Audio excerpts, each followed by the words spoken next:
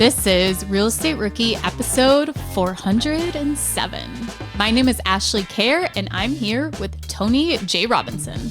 And welcome to the Real Estate Rookie podcast, where every week, 3 times a week, we bring you the inspiration, motivation, and stories you need to hear to kickstart your investing journey. And our guest today, Mann, is tired of paying for someone else's dream and wants to invest in his own. Now, he and his wife both have W-2s, but they've never owned property. So together, they joined one of our rookie boot camps through BiggerPockets to invest in their own future. And they're doubling down on their side hustles as they're saving for their first multifamily, which they're preparing to buy next year. So Aaron, welcome to the show, brother. What's going on, gang? It's good to be on here. It's good to see you too. Huge fan. Yeah, we're so happy to have you. I think this is going to be a great episode just for the mere fact that you are probably in the same exact position where a lot of other rookie investors are. They want to take action. They're getting started. And I can't wait to talk about the things you are doing today to actually prep for your investing journey. Absolutely. So Aaron, why did you actually decide to start a real estate investing journey? Well, I've been to a lot of the BP cons, strictly a helping capacity for the most part, but hearing the different people speak and being a part of so many different conversations where I felt like I was the odd man out all the time.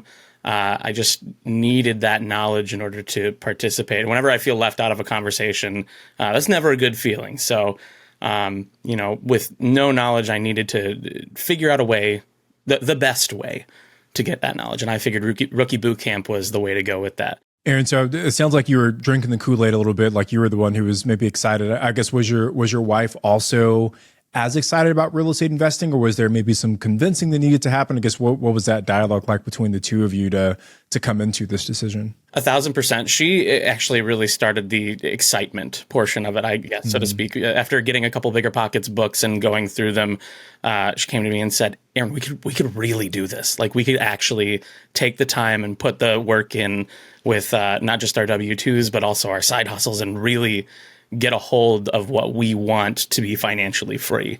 And this is a perfect place to start. So yeah, that's kind of where it all began. And then I said, you know what? You're right. Let's do it. We have all of this at our disposal. Aaron, what was the biggest challenge that you faced that when you decided, okay, we're going to invest in real estate, that you just didn't go out and buy a house right then and there? The knowledge. The knowledge is what stopped me right there. I had zero clue what I was doing jumping into this. She was the one with the books, and she would hand them to me from time to time, and I would try to go through them and make sense of everything that I was reading. And it was like I had a bunch of different puzzle pieces for different pictures that I could not put together fully. So I needed somebody with experience to come in and kind of funnel all of that together to put it into one picture for me, which is where a lot of the boot camp came in, for sure. A lot of the community. What was the difference that you saw between yourself and somebody else that was already started in real estate, besides the knowledge piece?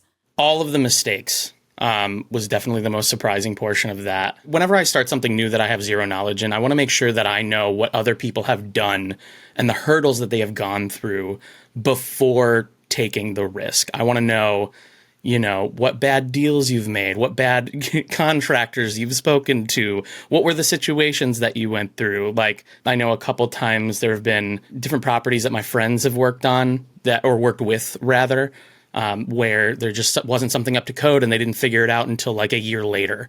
And, I don't want to go through that. So I want to try to solidify my base first and learn from those who have made those mistakes, which they're more than happy to share about at all times. So that's always a huge bonus in the rookie community. Yeah. And that's why we do the horror stories too. Yes. We've done several rookie episodes, highlighting these things that have gone wrong for these investors so that everyone can learn from the mistakes that they made. And I think that was such a good example of something that set you apart from investors that already got started, is you wanted to have a better footing and a strong foundation before actually implementing the steps, so that you knew, here are the worst case scenarios, the things that could happen. And I'm learning from my community, my network, of ways that I can be proactive to preventing these things from happening. Or if they do happen, I know some steps that I can take. When I first started, I had a really big fear that, all these horrible things were going to happen. And as time has gone on, okay, if I have fear of a deal or fear of a partnership, what's the worst thing that can happen? And try to find a solution now so that I can move forward and I know what to do if that situation actually does come to fruition. Absolutely. Having those backups is definitely probably one of the most important things to me when thinking about the future of investing. So we're talking about some of the fears, Aaron, that maybe motivated you to kind of want to jump into this whole world of real estate investing. But maybe if you can paint the picture for us, Aaron, like what was that exact moment when you realized like, I need to become a real estate investor and I need some help to get it done? I wouldn't say so much fear as it was just being kind of sick of the situation. Like, obviously, there's the fear of missing out that I mentioned already, right? But like, there's also, my wife telling me we could do this with, like, we have the tools necessary to make it happen. Let's try it. And, at the time, I was kind of like, just to break it down a little bit, I was a little on the fence just because of the way our financials work and how all of our jobs work together, et cetera. But I remember going to the bank again to get a cashier's check for my landlord again.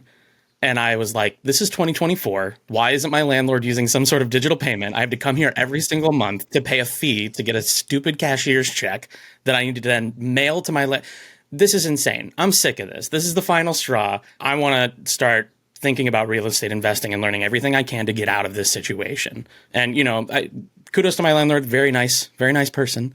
But, it's just one of those things where why am I paying this other person's mortgage when I could be paying my own and not with a cashier's check? Yeah. So word of caution to all of our rookies that are listening, stop making your tenants pay with cashier's checks or else you might lose a good tenant. So, get with the times. Seriously. Rent ready is $1. It's just $1. You should sign your landlord up for their email list. I actually sent them an email. I said, listen, they have this sick deal going on. You should try it out just for 6 months. See how you feel. Never responded. It's like, okay, cool. This is great. So Aaron, what strategy did you decide on? So we set ourselves a goal first of within the next year, trying to find a house hack or multifamily within Chicago, Illinois, which is where I live. And if you've ever been to Chicago, Illinois, it is just lined with multi-unit, multifamily house hack options that you can go through on a day-to-day basis. Driving for dollars is probably, it's very huge here.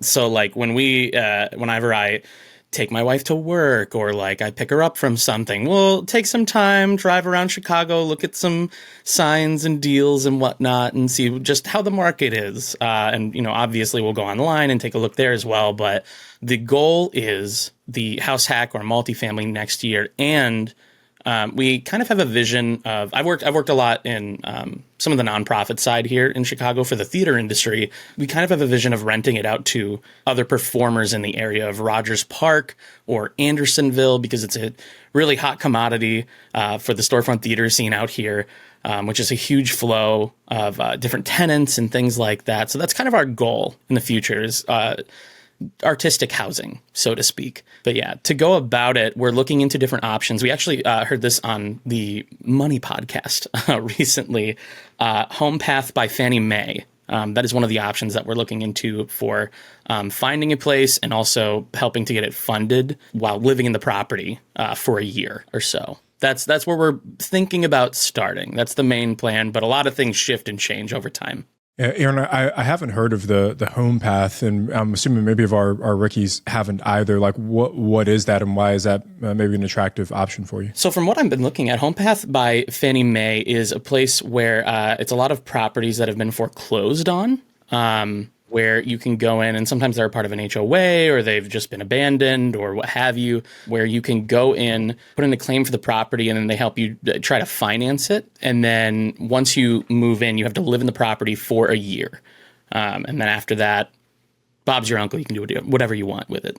But yeah. I've looked at a couple of those properties, and like they do like a window of time where you have to be somebody who will live in it as your primary residence. And then after so long, if nobody takes it or wants it, then they open it up to investors later on. But yeah, it's a really interesting program. There's not a ton of properties in my market, at least, that come up through this program, though. Are you finding that there's a good selection and variety, Aaron? I would say so. Yeah, absolutely. Yeah. Especially in the area up north here. But yeah, you throw in your zip code and it brings up a list of as many properties as they have under their umbrella. So, Aaron, like I said, man, I've never heard of this home path loan option, but I guess is the benefit that you're getting a discount on these properties in comparison to like an MLS listing, or I guess what's the actual benefit of going down this path? That's correct, because they were either like, abandoned or they're distressed or what have you. Now, the majority of them, I would say, are like single units, but from time to time, a lot of multi-unit or homes in general just pop up on Home Path as well. So like, obviously we're aiming for a house hack here, but if, worst case scenario, we needed to buy a single unit and then move out of there and rent it out or something like that, that is also a plan that we have on the table. But looking at it from multiple different angles and perspectives, just like we learned. Yeah, it's super interesting because there's so many different options out there. And even for us as like experienced real estate investors, we haven't heard of them all. And I pulled up HomePath like for my local area. And yeah, there's like fixer-uppers on this website that are like pretty reasonably priced in comparison to other properties in my market. So there's so many different ways to go about it. Yeah, so I appreciate you sharing that, Aaron, because I'm sure there's a lot of rookies who are listening that have maybe never heard of HomePath as well. And then I guess the last question I have for you, Aaron, on this loan product, what's the down payment percentage typically, if you know? I believe it is 3.5%. Gotcha. I could be wrong about that, but just to do some other digging, like you mentioned, Tony, 100% to all the other rookies out there, like, always dig as much as you can into those like state loans or programs or whatever, because like there is always something there that even if it doesn't work for you, it's always good to have that knowledge. We had to do some deep digging for Home Path. So yeah, highly recommend it. And with the Home Path, is there an inspection on the property like there would be with an FHA? Tony said he looked at the website and they're fixer-uppers, and that's kind of what I've seen in my market too. So is there no kind of inspection that like an FHA would have? From what I've seen, they don't make mention of an inspection. But I could be wrong about that. It might be somewhere else on the website. But from the digging I've done and from the properties I've looked at, no, it does not look like there is an inspection. So Aaron, I'm interested, are there any other ways that you're going to be sourcing deals, or is right now looking on HomePath going to be your main source of bringing leads into you? HomePath and Redfin have been some of our biggest hits for sure.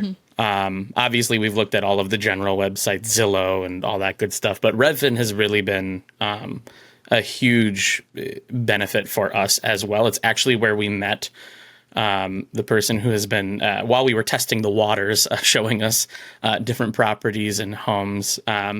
Not necessarily one of the BP friendly real estate agents, but like it's just someone that we met and really liked, and they gave us the nitty gritty of each property without that bias that you don't want to run into for each individual person. But yeah, it's definitely been a bonus for Redfin. Well, that's what I was going to say. There's two types of people in the world. There's the Zillow real estate investors, and there's a Redfin. I'm very much a Zillow guy. Ash, which one are you? Zillow I have the Zillow app. Yeah. Okay, fine. I'll switch. All right, if you make the recommendation. And you know what? Honestly, I don't know why. Like, I have no reason to. It's just, whichever one you landed on first, Yeah.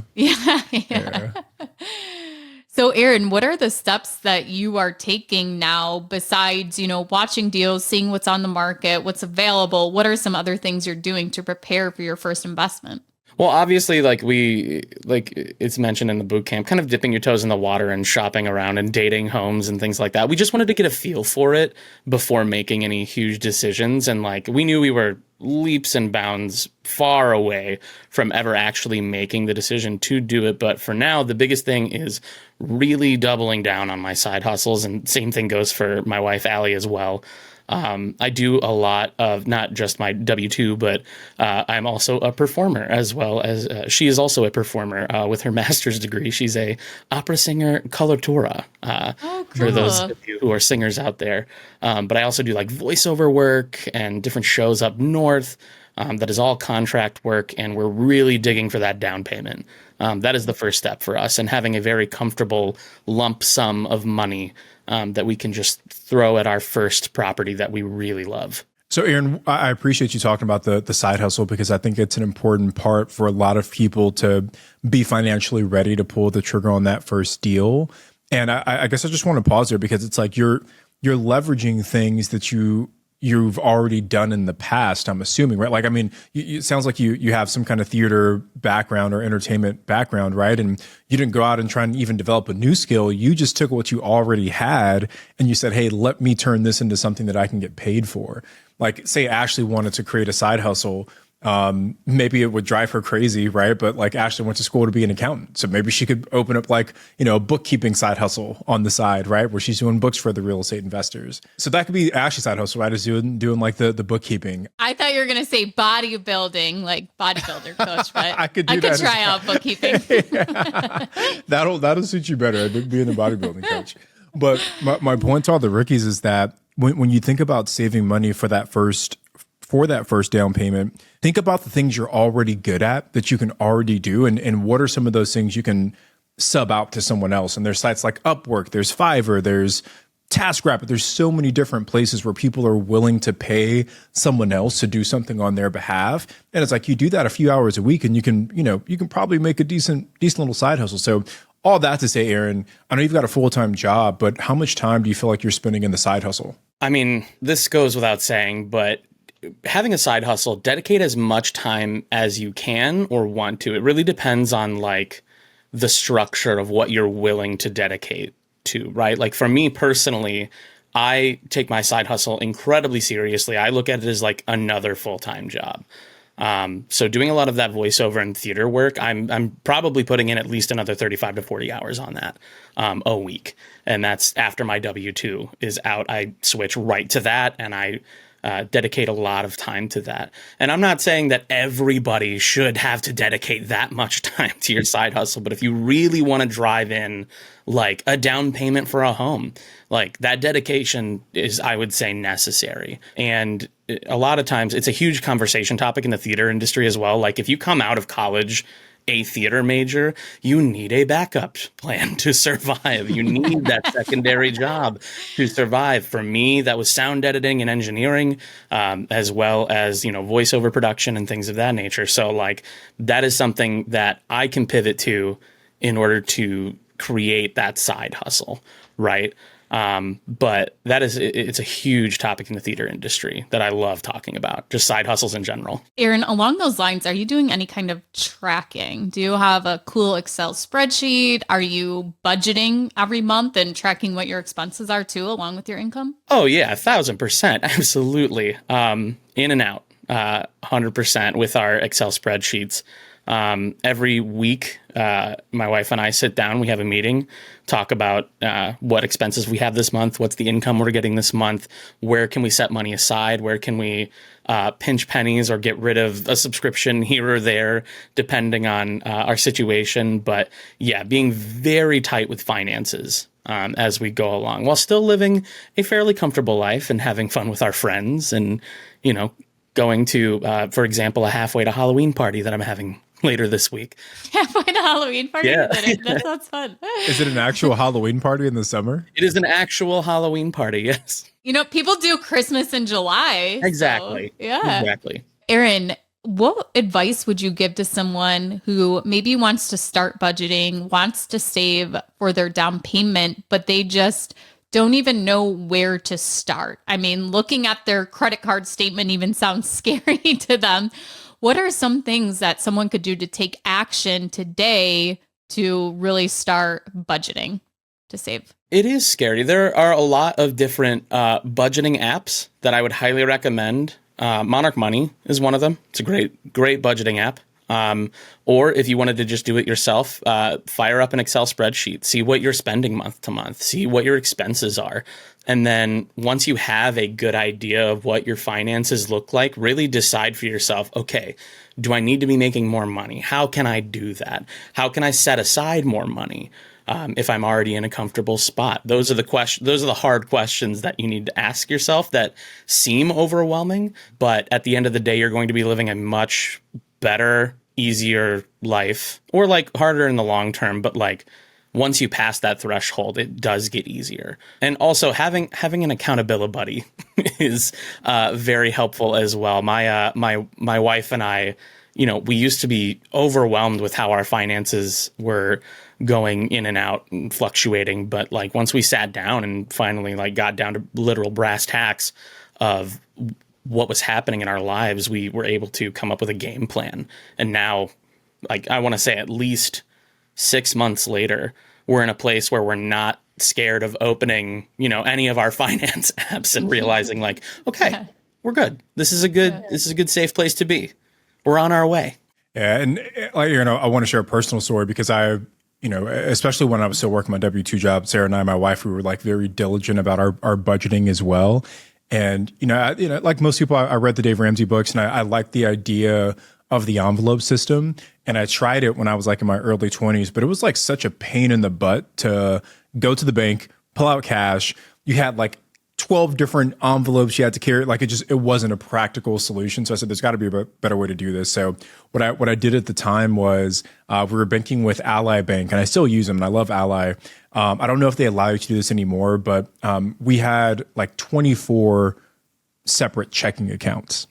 And I set up my direct deposit from my employer so that instead of it all going into one account, I had a direct deposit for every single one of those 24 checking accounts. So like one of them was for our mortgage.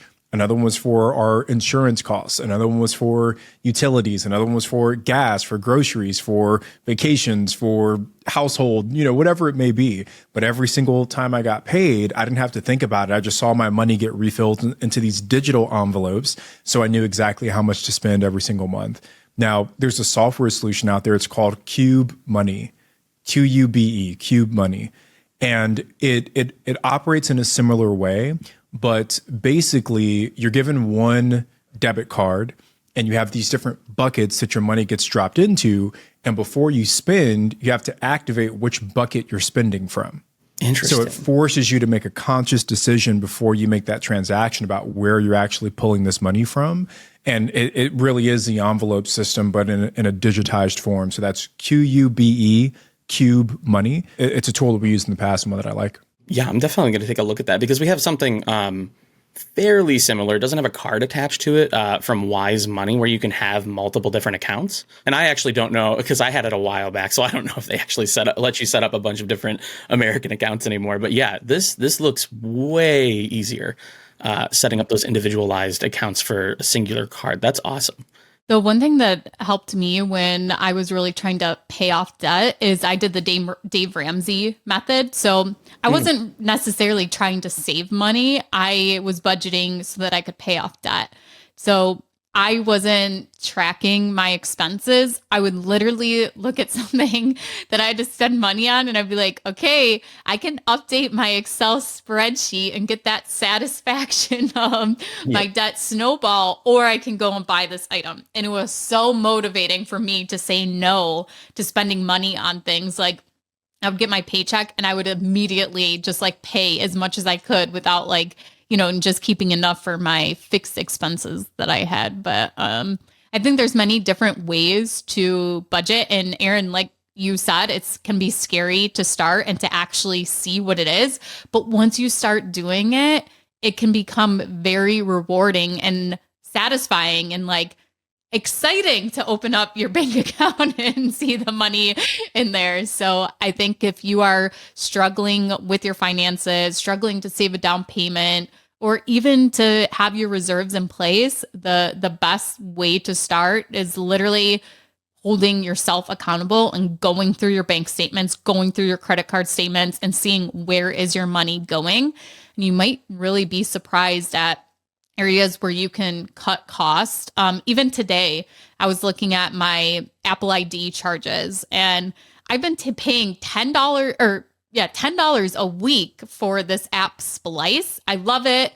My kids use it for make YouTube videos, but it's like, okay, do I really need to spend $10 a week for my kids to make YouTube videos? Right. So I canceled it today and we're going to see how long it takes them to notice. But there's lots of different things that, you may not realize you're spending money on over time, and it can quickly add up. So Aaron, you kind of mentioned a couple things to us as to where you are in your journey now and where you are headed. So you're budgeting, you're saving, you're looking at properties. Are you analyzing deals, like actually sitting down and writing out the numbers on them? Yeah, it's a little like nerdy. We know that we're not going to like take the leap for a while, but just like having that knowledge ready to go and like doing the homework, like just being able to know that we can do that ahead of time is just a very comforting feeling of breaking it down deal by deal and knowing, okay, so this is how we'd set up the dates. This is how we'd break it down numbers wise and financially, while utilizing all the calculators that we went through during the rookie bootcamp. Very helpful. I think there's a lot of value in doing that too, right? It's like, I think back to my very first real estate deal, and same, like I analyzed so many deals before I bought that one, that as soon as that one hit, I knew it was a great deal. Yeah. Because I was like, man, I've analyzed 1,000 other, not that many, but I've analyzed a lot of other deals in this city, and none are at that price point. And that's a pretty decent condition for that house. So I feel like it's going to be a solid deal. So even if you're not ready to pull the trigger yet, just running that analysis really builds that confidence so that when you are in the position, as soon as that deal pops, you're confident in your ability to pull the trigger on it. 1,000%. I think the biggest thing that my wife and I, Allie, wants is just being comfortable in the knowledge, not having that fear to take the leap and do it. And like, there will always be that tinge of fear, right? Like, of jumping into that pool. But as long as you're comfortable with it and you have the knowledge, it makes things 10 times easier every time we go through it, even during just the make-believe homework. It just is so satisfying. Yeah, and that really was the goal of the boot camp, was to make you feel comfortable and confident in making offers. And, maybe that those first couple offers don't get accepted right away, but knowing that you're ready. So when that offer does hit and is accepted, you're not like, oh shoot, I don't know what to do next. As you can.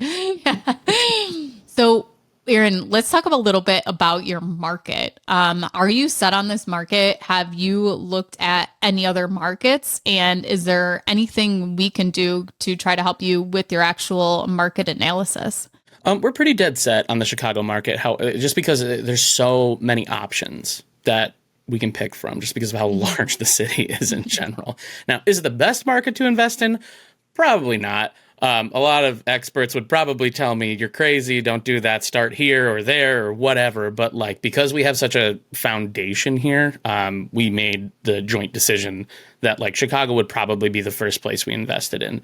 A backup to that would be my old hometown, just an hour up north, Kenosha, Wisconsin, which is having a lot of booming shipping industry happening there. So a lot of properties up there are relatively the same price or cheaper for multifamily options. So would that be strictly an investment property then, or would you actually move there? We thought about moving there for a short time.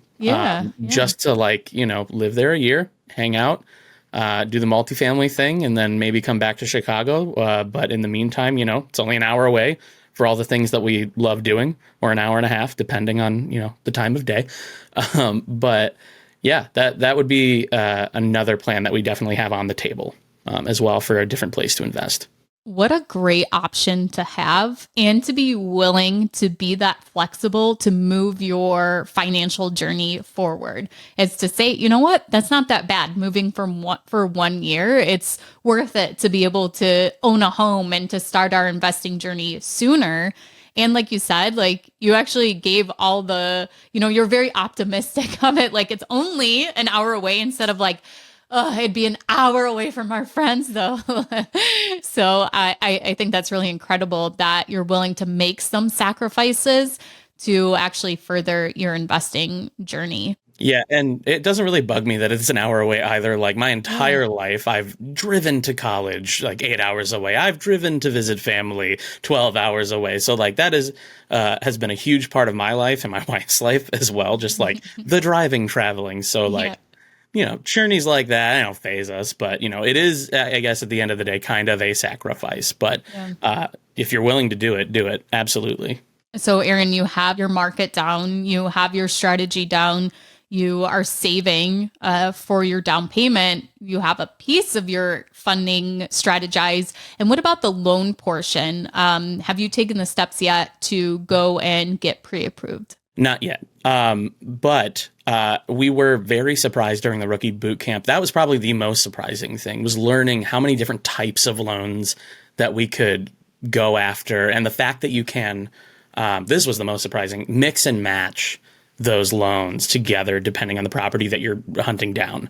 But yeah, we definitely want to keep our options open and keep an eye out for what loan options we have.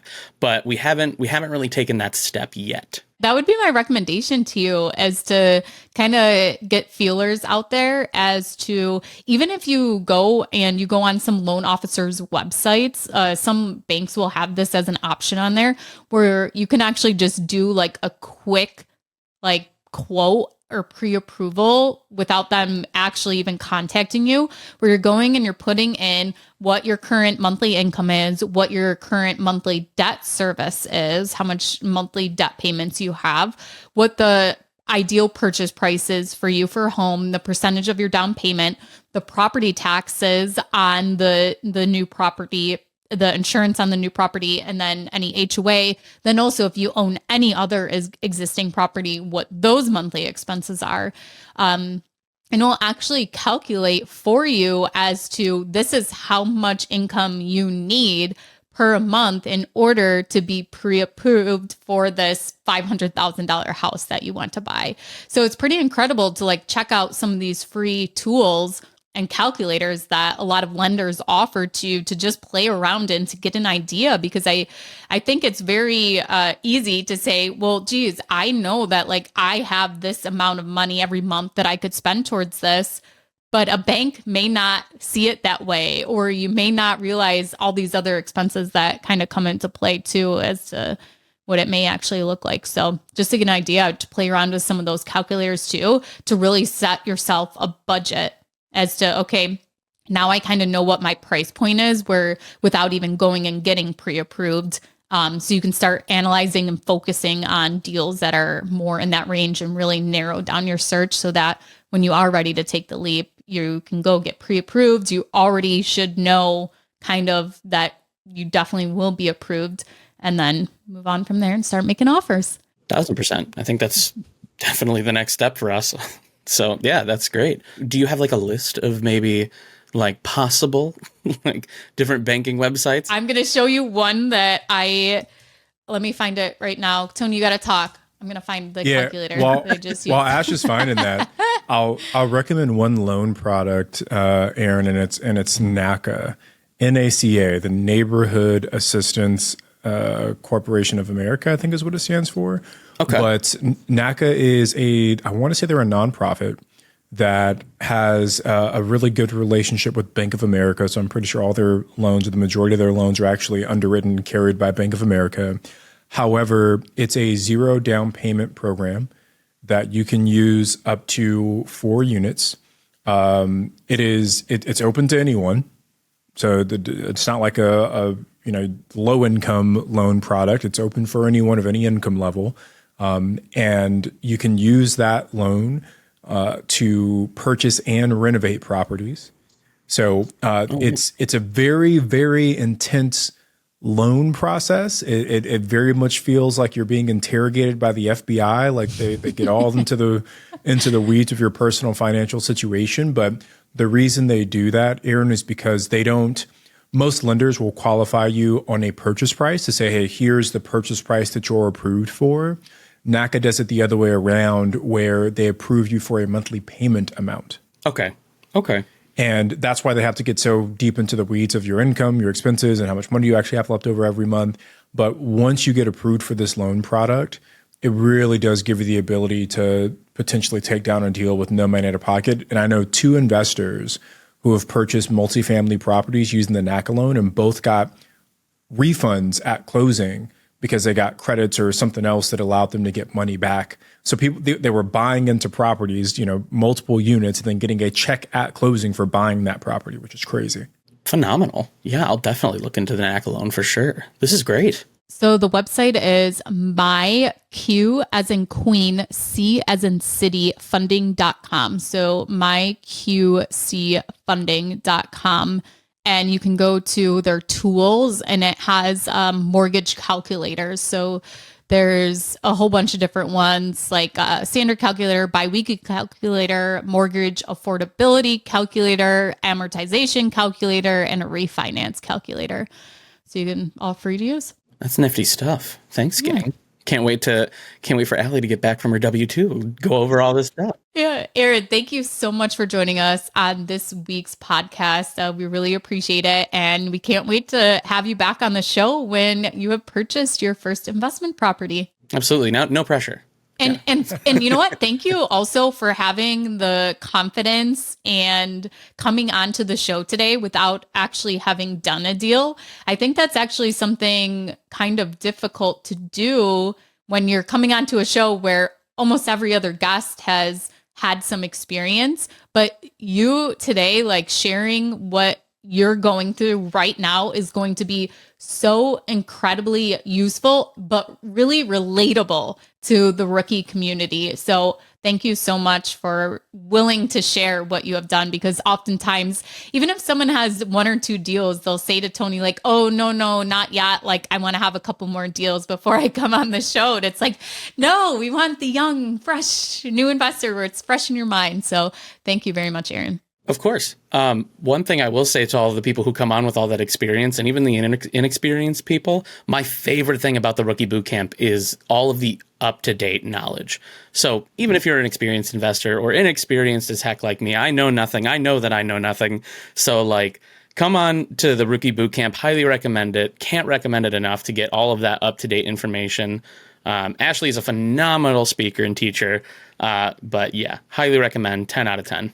Well, I 100% agree with Aaron that if you want to learn more about real estate, you can come and hang out with Tyler, Madden, and myself at the Real Estate Rookie Bootcamp. You can go to biggerpockets.com/bootcamps. And if you want to learn more about Aaron, we will link his information in the show notes or in the description if you're watching on YouTube. I'm Ashley and he's Tony. Thank you so much for watching, and we'll see you next time.